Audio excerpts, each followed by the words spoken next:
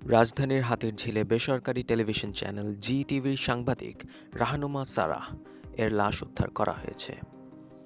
মঙ্গলবার রাতে রাহনুমাকে উদ্ধার করে ঢাকা মেডিকেল কলেজ হাসপাতালে নেওয়া হলে কর্তব্যরত চিকিৎসক তাকে মৃত ঘোষণা করেন।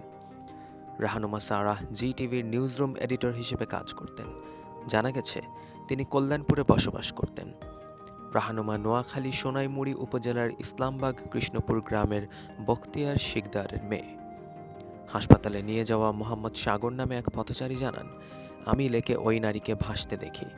পরে অচেতন অবস্থায় উদ্ধার করে ঢাকা মেডিকেলে নিয়ে গেলে চিকিৎসক তাকে মৃত ঘোষণা করেন।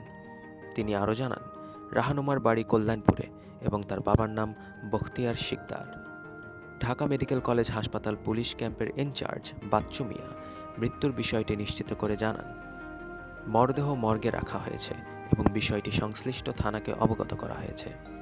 উল্লেখ্য, রাহনুমা সারাহ মঙ্গলবার রাত 12টার দিকে ফেসবুকে একটি পোস্ট করেছিলেন, জীবনমৃত হয়ে থাকার চাইতে মরে যাওয়াই ভালো। একই সময় ফাহিম ফয়সাল নামে এক যুবককে ট্যাগ করে আরও একটি পোস্ট দেন, তোমার মতো বন্ধু পেয়ে ভালো লাগলো, আল্লাহ তোমার মঙ্গল করুন, আশা করি শিগগিরই তোমার সব স্বপ্ন পূরণ হবে। আমাদের অনেক পরিকল্পনা ছিল, দুঃখিত পরিকল্পনাগুলো পূরণ করতে পারছি না। তোমার জীবনের প্রতিটি ক্ষেত্রে আল্লাহর রহমত করুক।